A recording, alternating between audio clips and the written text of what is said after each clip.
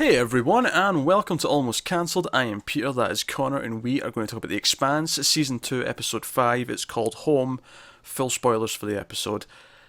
First, first thing I want to say is last week we had a whole conversation about Miller, and about how, that almost felt like he was about to die, and then at the last minute, of course, it moved, and it was like, alright, okay, fine. But we had a whole... And we were like, oh, it's fine. They set up, they're going to pick him up, no problem.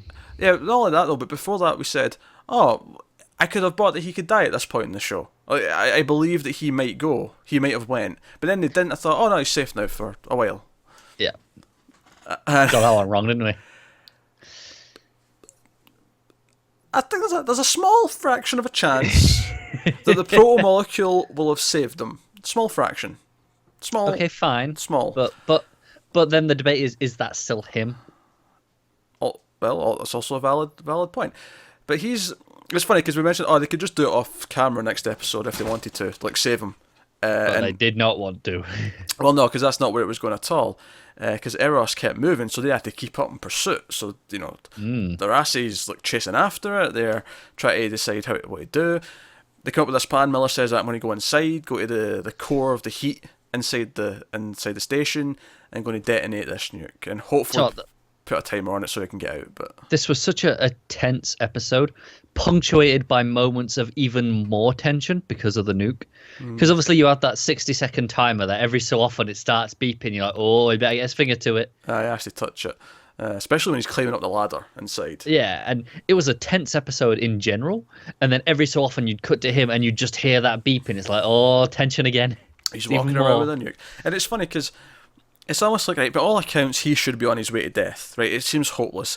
But it kind of felt like that last week, and I kind of think something's going to save him in the last second. That's why I was like, okay, I mean, we just went through this, so he must be okay. But no, this was apparently the way it was going. And he goes out, and he crashes a entire asteroid turned into a space station into Venus.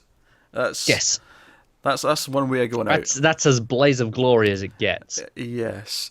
And it's cool though, because as he was walking through Eros, and we're seeing like the floaty blue bit specks of light and all the rest of it, and we're seeing more of it as it goes. And at one point the floor gives way, and it's just like looks like a endless pit of these blue tentacle vines that are all over the walls. It's this crazy thing. He's getting closer and closer to where it all started. And well, what's funny is, for the most part, he didn't really recognise any of the locations because it was all blue. And then he got to the arcade, and it was like, oh, I remember this room. Yeah. This was an exact place from the finale last season. So that was cool. And he's like, oh, I'm heading towards the Blue Falcon. I'm like, why does that sound familiar? Oh, it's the motel Julia was in. Right, yeah, okay. Yeah. And that was it. It was like, okay.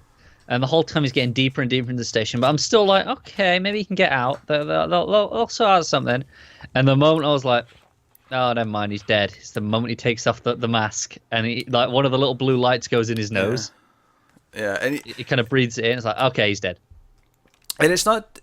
But I think the more important part about that though is that he makes the choice. It's not he's already realised he's dead. It doesn't matter if he takes his mask off. That's why he takes it off to an extent. Oh, absolutely. Because he wants to share this moment with Julie. Because along the way, because he's hearing her voice, he's hearing her as he goes. And he speculates that, well, she was the first infected on the ship, so she's at the core of it all. And that's where it all started, and that she's technically driving the ship. And what I like is when you realise, oh, it's on a direct course for Earth, that's where it's going. You think, oh, is this the proto-molecule trying to be the weapon it's meant to be? It's trying to make its way to its target. Yeah, that's kind of where my mind jumped. Yeah. But I actually kind of like the little twist that that's not it at all. It's just, she wants to go home, so it's going to Earth because that's her home. Well, and there comes the title of the episode. Yeah, obviously, yeah. This is a really weird comparison to make, but the way you just brought that up really reminded me of another Thomas Jane thing. You ever seen Deep Blue Sea? I can't say I have. It's a shark movie. Sharks are smarter than usual because the scientists have been experimenting on them. It's a fun little B movie. I enjoy it for what it is. But there's a moment right towards the end of the movie where you realise why it's called the Deep Blue Sea, and it's actually for a very, very similar reason to everything we just said about this being called home. How strange. Very, very similar. Is it weird that makes me want to watch the movie more? Not at all. It's Thomas Jane, Samuel Jack, LL Cool J. Oh man, I'm down. It's I an know what I'm underwater, doing next week. it's an underwater science station where they've been experimenting on sharks, and LL Cool J gives one of the best one-liners of all time before he kills a shark. It's great. Oh, I'm so sold. I'm I so love into it. everything you just said. Yeah. So I thoroughly recommend. As a B movie, I'm not saying you're not getting Oh, Shawshank yeah, yeah. Redemption out of this, but as a B movie, enjoy some Deep Blue Sea. But But back on this, back when you were on saying, this, "Oh, it's his choice," and I agree that it is important that it is his choice, and it's yeah, so obvious that it's his choice. But at the same time, it's the first time him taking off the mask is the moment where it confirms to us that he's going to die. oh He's sure, known it a while, but for a long time we're like, they'll get out of it yeah, after last week at least. because even as the others are talking and Naomi's like, all right, we're going to try and figure this out. Which, by the way, Naomi's saying don't be such a Holden at one point cracked me up so much. So good. And Holden's face just sort of looking, and then she explains what she meant to, not to even to him, to Miller. She just sort of clarifies what she meant to him, and Holden Yeah. just sort of smirks in the background like, "You cheeky bitch." Yeah. That was good. But yeah, so this whole thing where he sees the little bird, the molecules create the bird, which harkens back to season 1 when he sees the fake robot bird Yeah. that kind of like, I don't want to say inspired, but kind of was a staple. It was for a him. big theme at the start of the show. Yeah, there's a bit flying free and all the rest of it, and you could read into a lot of the metaphors there. But why is a bird chosen and escaping his nest, which is C-Res he's been on his entire life, Yeah. and it's like this is him finding a purpose and it's like going out of a blaze of glory and all the rest of it. So he finds Julie and she's conscious to an extent. She's talking. She's confused. Certainly, she's not completely She's not all there. not all there, but she's got all the blue lines going into her. It's all blue and glowy. It's all very, very surreal. And what I think is really interesting, from a structural choice, what they've done with this episode, is they made a conscious choice, that as soon as he steps in that room with her, we never cut to another scene and come back. We never go anywhere else. The scene is continuous until its end. Yeah. And I think that was a good choice. I think splitting that up would have been weird. Yeah, I agree. It would have felt like it would have really taken away from the moment and the impact of him finally meeting her. Because he finally got to her last season after the whole season searching for her, but it was too late. But now he finally got that conversation. He finally got that closure. Yeah, that's exactly what it is. He gets his closure. And Yeah. he gets to save an entire planet of people by convincing her to drive it towards Venus instead of Earth, which and it is funny because there was a line last season about, I think it was Jared Harris's character said something about him being in love with Julie, and we sort of scoffed at that and said, no, that doesn't feel quite right. Now he does go in for a kiss here at the end, Yeah. but I still think we were right. I do as well. I think it was a case of he loved the idea of her, like we said before. And this was like, he knows he was going to his end. He's like, well, I'm going to die. Might as well. And so is she. Like, Yeah, exactly. This is the end. if we're not counting her as already dead, she's about to die too. Yeah. So he's like, well, might as well have one last kiss. Yeah. And to be fair, he's the one person that came for her. Yeah. Everyone else even her father, abandoned everyone. He's the one person that came for her. So yeah, they drive the ship to Venus, and it ends in that thing where it cuts to like the people watching the news footage. Presumably, as it's went past Earth, they've got visual footage of it. Because one of the big themes of the episode is that event halfway through, Eros goes off radar. The protomolecule actually can stop itself from being detected. So cool. I loved everything about the promolecule in this episode. Oh yeah, it was great. Even when like Miller's like, wait a minute, I shouldn't be like, the gravity shouldn't be working the same way if it's not spinning anymore, and all that. Yeah. Like all these little scientific things were like, no, the rules have changed. This protomolecule's doing all this stuff. Yeah. And it goes off radar, and that's a big thing in the episode, is that the Rassi has to keep up with it. And I liked a lot of those details. Actually, I like this idea that, okay, if we go any faster, we have to Yeah, like, just to stay conscious. just to stay conscious. Because it's too much for us to take, and all of that. It made it feel like, again, kind of like last episode where everything was so focused on this one thing, because there was no Mars. We didn't see Draper. The other Martians, didn't see them again. It was all very focused. There was a bit more Earth here, but it was much more relevant. It was all related, yeah. It was all directly dealing with what was going on in space. To the point where I think for the first time in the entire show, Holden and Avasarala spoke to each other. As far as I recall.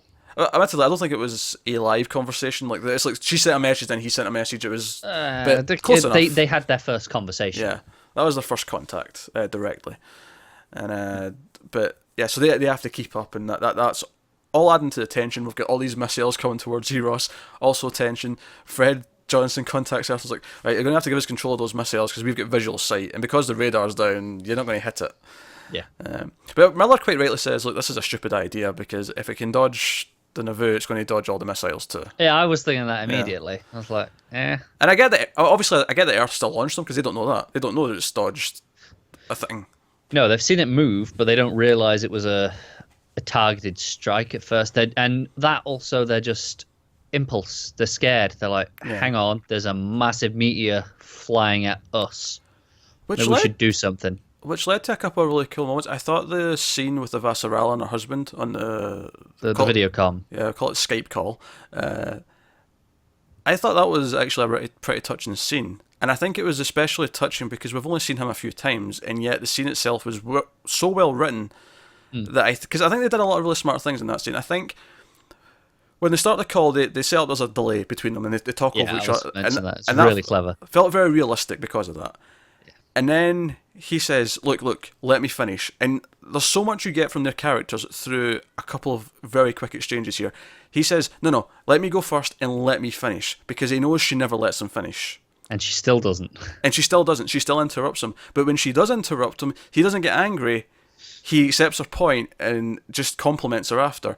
And it tells you so much about their marriage because he told her not to interrupt. She did anyway, but then he didn't get mad because he knew she was going to, no matter what. He knew she would. He knew she would, and it tells you so much about their relationship, even though it's one of, 5 scenes we've had with them together since the start of the show? Definitely in the single digits. Yeah, most of them were last season. This might be the first time I've seen them this season.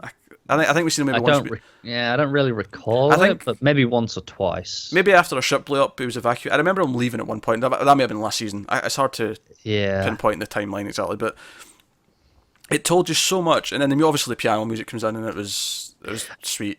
Yeah, I have one technical fault with the sound on this one. Mm-hmm.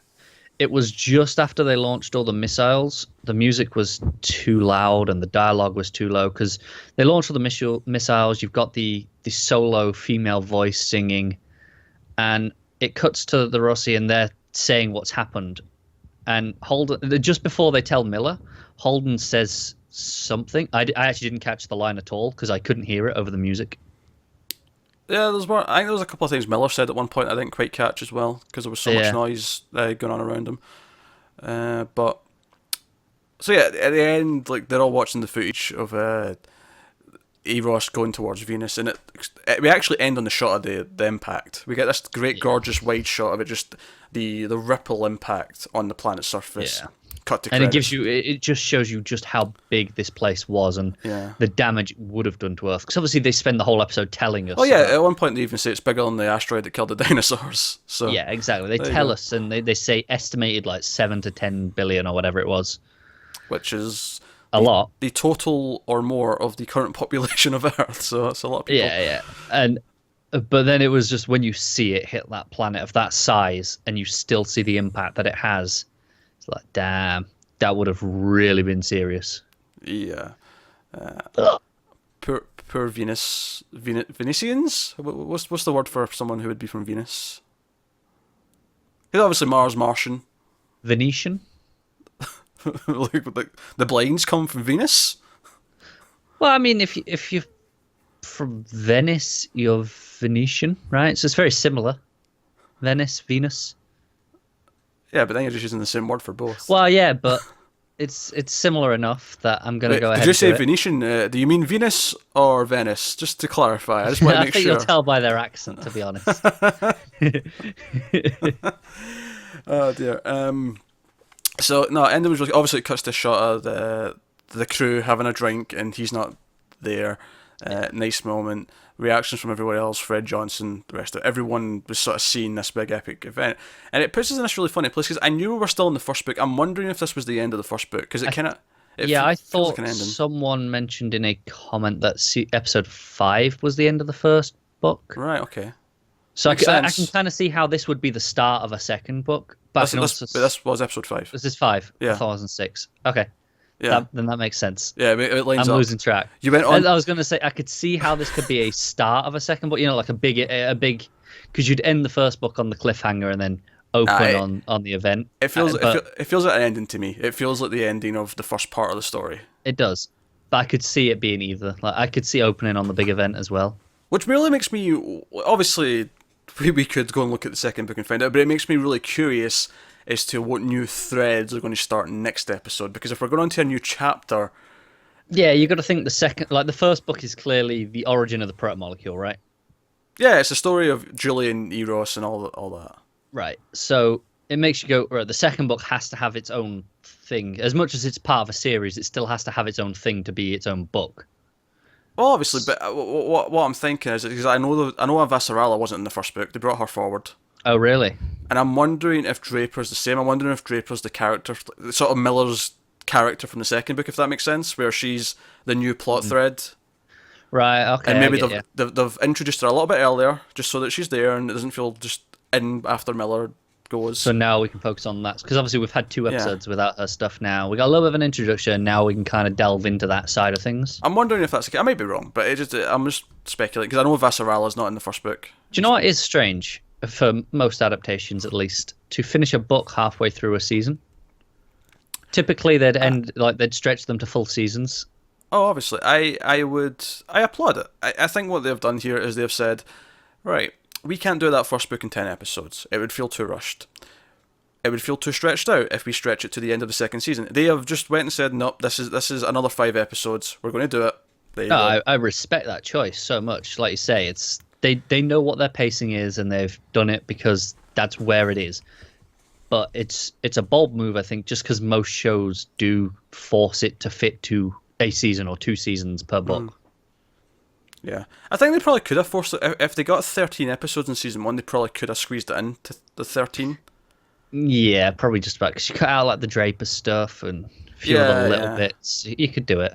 You could do it. I think, but obviously they got 10, so they made the that call choices. there. Yeah. And I think that's right. I think it shows they're putting the thought into it to how long should this take? What is the pacing? What is blah blah blah? And it's resulted in a show that's very fulfilling week to week. I think there's the occasional episode, like I think episode 3, for example, of this season, that's clearly downbeat setup episode because the first 2 before it were action packed, and these last 2 have been action packed. Every so often we get a quieter episode just to set everything up, and I feel like the next one will be a bit quieter to set up. I could be wrong. I mean, people who have read the books are probably sitting giggling because the next episode's going to start with an atomic bomb going off somewhere. But Well, that's the thing. I can see it going either way. It's like, okay, so now the start of the book, it's got to have something to hook into this next chapter. So like, oh, we want something big to kick this off. Or it could be, kind of, let's take a breather before we go into that. yeah. But no, I thought the episode was incredibly tense. Everything kept pointing in this. Everything was related to the same thing. Everyone on Earth debating: should we launch missiles? Should we do this? Should we trust them? Should we trust? All of it was devoted to this one core plot element that was going on. Yeah, we never had anything that wasn't about Eros. No, so no, this was a solid episode. I have nothing. I don't really have anything negative. Like I said, my biggest complaints were the small sound technical elements where I lost a few lines of dialogue, which, I would have liked to have heard. Yeah, but that's small fish. It was, and they were never what I assume were key lines of dialogue, so I never felt like I was missing anything. Well, that's probably why they didn't emphasize, like, they go out of their way to make sure they were clear. It's like, Yeah, I get that. I think it's almost a stylistic choice where you go, well, realistically, some of this would be hard to hear because of the environment. So they pick wisely where, okay. Well, I get that with the sound ones, but it's like where it's just the sound design, but one where it was covered by music. Yeah. Actively annoyed me a little bit. A small complaint in terms of how good the episode was overall. Yeah, so I'll be really curious to see where things go next episode. Obviously, Aaron Wright's pissed at Mao. We'll see how everything comes from this. And of course, we still have that sample hidden that the crew hid in the asteroid. Yeah, and I like that premiere. when they were launching the missiles, they brought up, we might destroy it, but what if this thing can survive in a vacuum? We could just be releasing it. Oh yeah. And it kind of extends to Venus an extent. Yeah, okay, it crashed on Venus, but Is who's Venus to say that damaged it? Maybe Venus is the new Eros. Oh, if Venus starts moving. God damn, that would be terrifying. Sir, we've got incoming. What is it, cadet? It appears Venus is moving towards our location. Yeah, exactly. Good stuff. Solid episode. Kind of felt like a two-part with the last one almost. When you put them It did. together. When you Yeah. put them together. But no, big climactic, gives a lot of closure for a lot of elements, and it's exciting to see where we go next week. And yeah, obviously everything was Miller focused really in terms of the big character moments. We mentioned the great scene with the Viscerala, but I think he obviously got the most because it was his send off. Again, Yeah. assuming that he's actually gone for good. Well, yeah, I mean, we've just seen how dead does not mean gone. Yeah, if they were dead before the molecule got to them, then they're dead because they could make a point of showing it didn't care about the dead bodies that were already here. Yeah. It took the living people because apparently the life force or whatever, they still need something from them. Science mumbo jumbo. Aye. I'm willing to just go with whatever it says at Speed this force, point. bro. I'll take it. I got a little bit more drummer as well. Her banter with Johnson. Oh, yes, yeah. Yeah. Which, by the way, last week we talked a lot about how we didn't know her name. It turned out the show never actually told us her name. And we even said how IMDb didn't have it. It was actually people just let us know from the books her name is Drummer. And Yeah. Which is why it took me a second. And when you said drummer, I was like, who? And then I took you a remembered. second, Yeah. I think someone also said she's mostly one character, but there's a couple of things from other characters. Yeah, I think they mentioned that she'd been brought forward as well. Possibly, yeah. So, well, it makes sense though. I mean, if they're reshaping them so they fit into different chunks for seasons, it makes sense that some elements will be introduced earlier, some stuff maybe later. It does. It does. But no, really, really good episode. Season's been great. Let us know what you thought of this episode in the comments below. Like and subscribe and all that stuff. It helps out a lot. Get us on Twitter at mailed_fuzz for channel updates, or you can get our individual Twitters on the screen just for our everyday ramblings. But either way, guys, thank you very much for watching. And Connor has chronic hiccups, by the way, just because he's hiccuped a few times in this episode, and we don't remind the. I think every video is someone's first video on the channel. Connor has chronic hiccups. He hiccups occasionally. I'm really sorry about that. I want to kill him on a regular basis. For I it. saw an article earlier about some woman who'd had hiccups for 8 years, and she finally got rid of them by taking some drug, and I need to go and find out what it was. Thanks It was for a watching. legal drug. I should put that out there. Thanks for watching, guys. We'll see you next time.